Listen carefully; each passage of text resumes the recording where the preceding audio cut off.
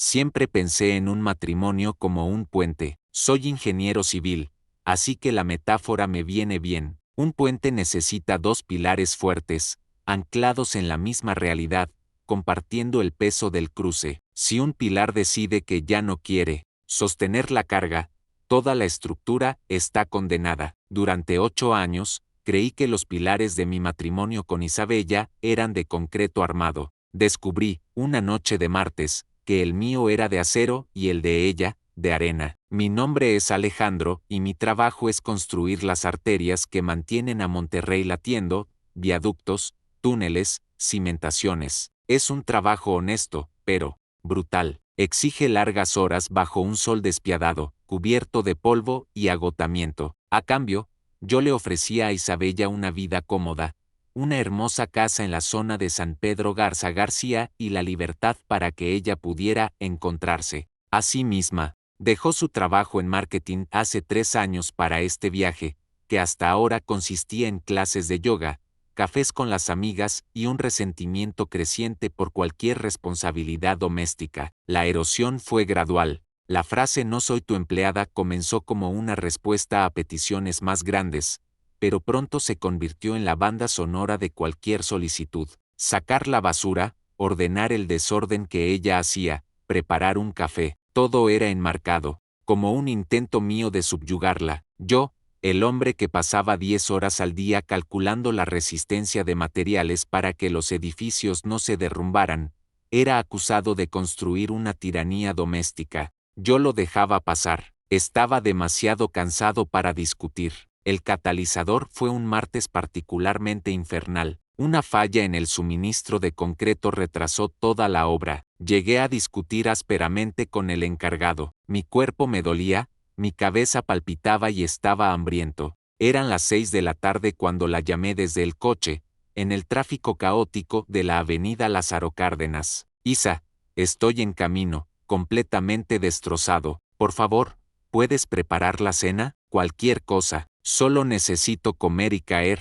Rendido, la línea quedó en silencio por un instante. Entonces, su voz llegó, fría y distante, como si yo fuera un vendedor de telemarketing. No soy tu empleada, Alejandro. Y colgó. Sostuve el teléfono, mirando el parabrisas polvoriento. No hubo rabia, solo un vacío helado. Seguí conduciendo. Cuando finalmente llegué a casa, la escena que me recibió fue la materialización de su frase. El fregadero de la cocina estaba lleno de platos del almuerzo, empaques de botanas y una botella de vino vacía estaban sobre la mesa de centro. Ropa que se probó y no guardó estaba tirada en el sofá, y en nuestra cama, en medio de sábanas desordenadas, Isabella dormía profundamente, con auriculares, inmersa en su propio mundo. Me detuve en la puerta de la habitación.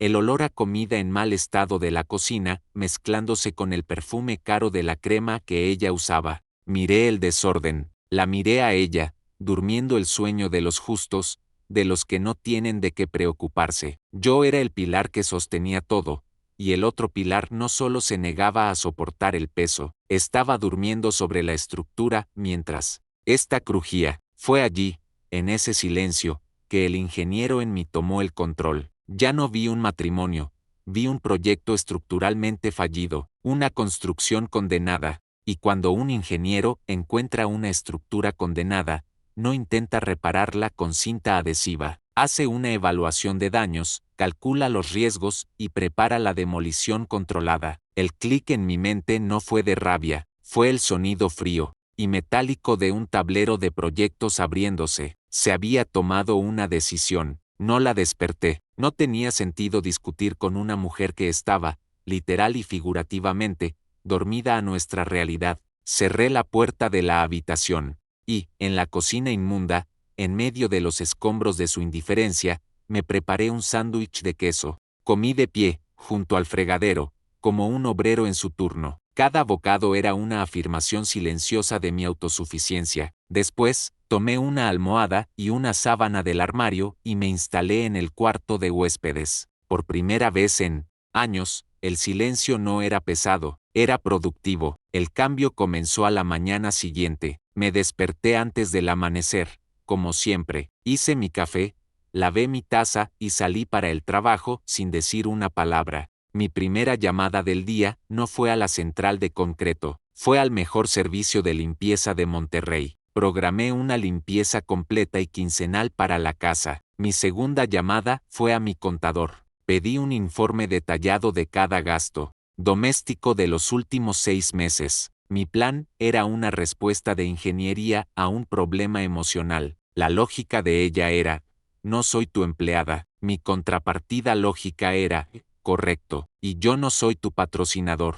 Si nuestro matrimonio ya no era una sociedad de apoyo mutuo, entonces se convertiría en un contrato de cohabitación. Y los contratos tienen términos, cláusulas y, lo más importante, obligaciones financieras para ambas partes. Esa noche, llegué a casa y la encontré impecablemente limpia. El servicio de limpieza había hecho un milagro. Isabella estaba en el sofá, limándose las uñas, pareciendo confundida y un poco irritada, como si intrusos hubieran invadido su espacio. ¿Qué significa esto, Alejandro? Llegaron 2 mujeres aquí y limpiaron todo, dijo, con un tono acusatorio. Significa que la casa estaba sucia y ahora está limpia, respondí, pasando a su lado. Fui a mi oficina, encendí la impresora y volví con una sola hoja de papel. Se la entregué. Era una hoja de cálculo. En la parte superior, en negrita, el título: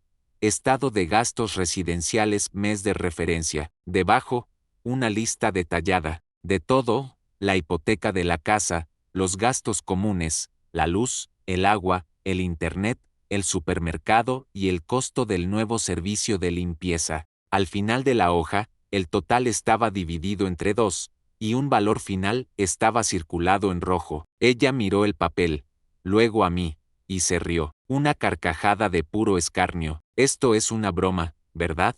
¿Qué es esta payasada? No es una broma, dije, mi voz calmada y nivelada, la misma que usaba para presentar un presupuesto de obra. Es tu parte de los gastos. Como dejaste claro que no contribuyes con el trabajo de mantenimiento de nuestro hogar, tu contribución deberá ser financiera, como en cualquier acuerdo de cohabitación. Su sonrisa desapareció. ¿Te volviste loco? Eres mi esposo. Es tu obligación mantenerme. Una obligación, Isabella, es parte de un contrato de reciprocidad mutua. Tu declaración de que no eres mi empleada fue, para todos los efectos, una anulación de tu parte. En nuestro acuerdo tácito, yo sostengo el pilar financiero, tú el doméstico. Ya que tu pilar fue removido, la estructura necesita ser reequilibrada. Esta es la nueva estructura. Señalé el papel en su mano. Puedes pagarme con un depósito o transferencia. El vencimiento es a fin de mes. Su rostro pasó del shock a la furia. Se levantó, con los ojos centelleando. Abrió la boca para gritar.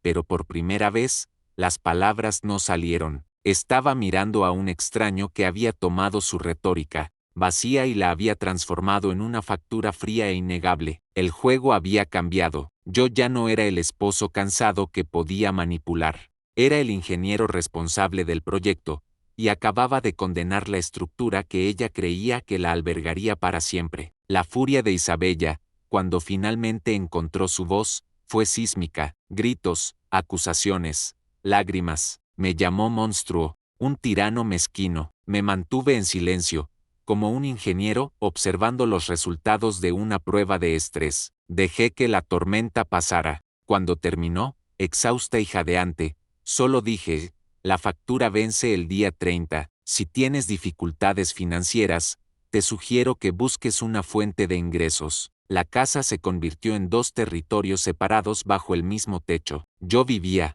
en mi oficina y en el cuarto de huéspedes. El servicio de limpieza mantenía las áreas comunes en una neutralidad aséptica. Comencé a enfocar la energía que antes gastaba en frustración en proyectos tangibles. En el trabajo, asumí el liderazgo de un nuevo proyecto complejo, un puente atirantado que exigía toda mi concentración. En casa, en mis ratos libres, comencé a construir una maqueta detallada del mismo puente, un trabajo minucioso de madera y metal que calmaba mi mente. Estaba, literal y metafóricamente, construyendo mi propio cruce hacia una nueva vida. Mientras tanto, La separación legal avanzaba con la precisión de un cronograma. Contraté a un abogado, un hombre pragmático y directo, que transformó mi decisión en una serie de pasos claros y ejecutables. La petición de divorcio fue redactada. El proceso estaba en marcha, una máquina inevitable moliendo en el fondo. La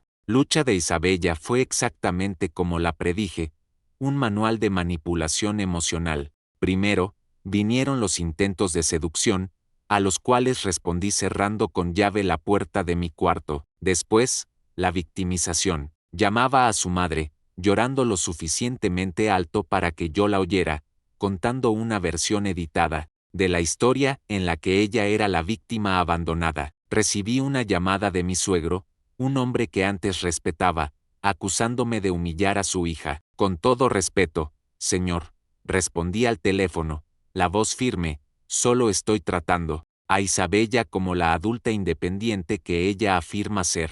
Las responsabilidades que le estoy pidiendo no son diferentes a las que el mundo le exige a cualquier otra persona. La presión financiera fue lo que finalmente rompió su resistencia. A fin de mes, cuando la primera factura venció sin pago, simplemente dejé una segunda sobre la mesa de la cocina. Era idéntica a la primera, pero con un sello rojo que yo mismo hice en la oficina, vencida. Aquello la quebró. No gritó. Entró en mi oficina esa noche, el papel temblando en su mano. No tengo ese dinero, Alejandro, lo sabes. Lo sé, respondí, sin apartar los ojos de mi maqueta. Eso es un problema que necesitas resolver. ¿Cómo?, preguntó, la voz finalmente desprovista de arrogancia, solo de un pánico frío. Finalmente la miré. Eso, Isabella, no es parte de mi ingeniería. Querías tu independencia. Ahora, la tienes. El primer proyecto de tu nueva vida es descubrir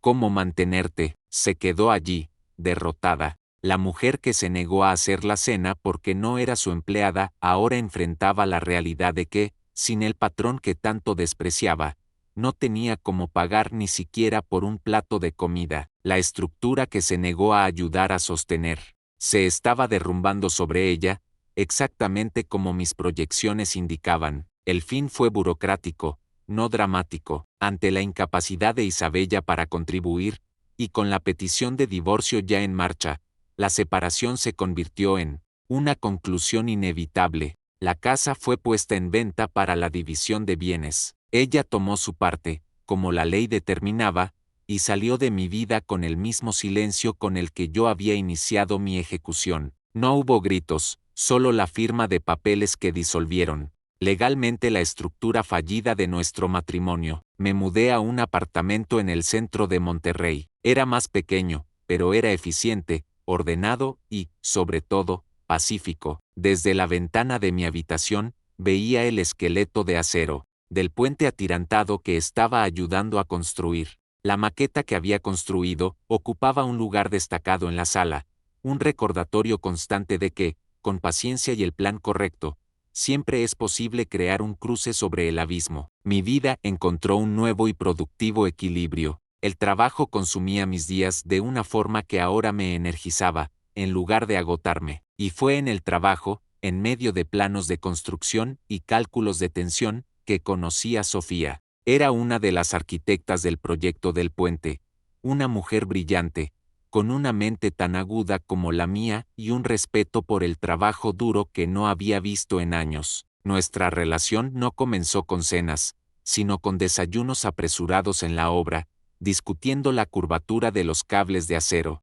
Donde Isabella veía mi dedicación como una ofensa personal, Sofía la veía como una pasión compartida. Ella no quería un proveedor, era una constructora, igual que yo. Conversábamos sobre la integridad del concreto, sobre la belleza funcional de un diseño bien ejecutado. Estábamos hablando de trabajo, pero, en el fondo, estábamos hablando de los valores que sostienen una vida. Las noticias de Isabella llegaron por casualidad.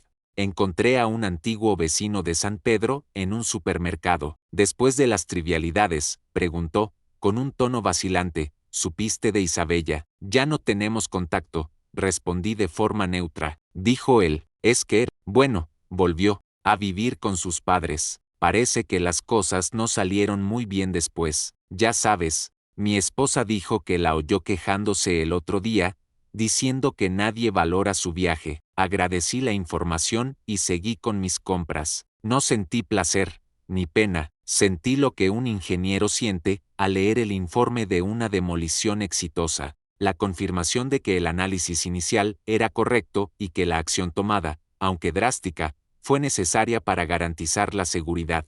El viaje de Isabella la llevó de vuelta al punto de partida, porque un viaje sin un pilar de responsabilidad personal es solo un paseo en círculos. Esa noche, Sofía y yo nos quedamos hasta tarde en la oficina, revisando una modificación de último minuto en el proyecto. Estábamos cansados, pero había una energía colaborativa entre nosotros. Lo logramos, dijo ella, con una sonrisa exhausta pero satisfecha. Somos un buen equipo. Mirándola, en medio de los proyectos que construíamos juntos, supe que finalmente había encontrado mi otro pilar, uno que no solo soportaba el peso, sino que se alegraba con el desafío de la construcción. Pasaron 2 años en los que el esqueleto de acero del puente en mi ventana se transformó en un hito de ingeniería, un elegante cruce de concreto y cables que rediseñó el horizonte de Monterrey. El puente fue mi proyecto más desafiante y mi mayor logro profesional. Sofía y yo, cuya asociación se forjó en sus cálculos y planos, ahora compartíamos una vida, un hogar y un respeto mutuo que era tan sólido como las cimentaciones que diseñamos juntos. El encuentro final tuvo lugar el día de la inauguración del puente. Era un evento público, con políticos, prensa y toda la ciudad pareciendo contener la respiración para la apertura oficial. Sofía y yo estábamos allí, no como espectadores, sino como parte del equipo de honor, recibiendo las felicitaciones. Llevaba un traje, pero por dentro sentía el mismo orgullo que cuando usaba el casco y las botas sucias de lodo. Fue entonces cuando la vi, al borde de la multitud, parcialmente oculta por un pilar de soporte. Isabella parecía fuera de lugar, una espectadora amarga en el triunfo de otra persona. Había una rigidez en su postura, una envidia mal disimulada mientras observaba la celebración. Nuestras miradas se cruzaron. Con una resolución que me sorprendió, comenzó a caminar en mi dirección, abriéndose paso entre la multitud. Se detuvo frente a mí, ignorando a Sofía a mi lado. Impresionante, dijo, mirando la inmensa estructura detrás de mí. Construiste un puente. Felicidades. Había un veneno azucarado en su voz. Luego miró a Sofía, de la cabeza a los pies, y se volvió hacia mí con una sonrisa maliciosa. Veo que finalmente encontraste una empleada a la que también le gusta usar casco. La ofensa, tan cruda y predecible, rebotó en mi paz interior y cayó al suelo, inofensiva. Miré a Isabella, no con rabia, sino con una claridad final y absoluta. No, encontré una empleada, Isabella, dije, mi voz firme y tranquila en medio del ruido de la celebración. Encontré una ingeniera, y la diferencia fundamental entre las dos, que nunca entendiste. Hice una pausa, asegurándome de que absorbiera cada palabra. Es que una ingeniera sabe que una relación, así como un puente, solo se sostiene cuando es una estructura de soporte mutuo, algo que nunca estuviste dispuesta a construir. Su sonrisa se marchitó. Las palabras, construidas con la misma lógica fría que usé para desmantelar nuestra antigua vida, la golpearon como una fuerza innegable. No había argumento, no había respuesta, simplemente me miró fijamente por un largo segundo.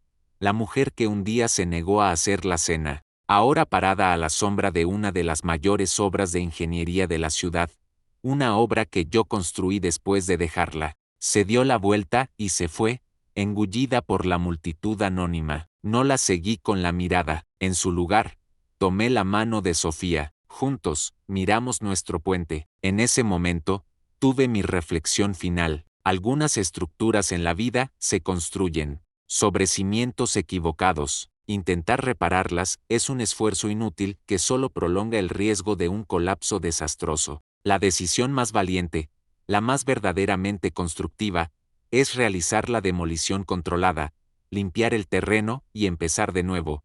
esta vez con el proyecto correcto y un socio que entienda que la carga siempre debe ser compartida, y la vista desde el otro lado del cruce era, sin duda, espectacular.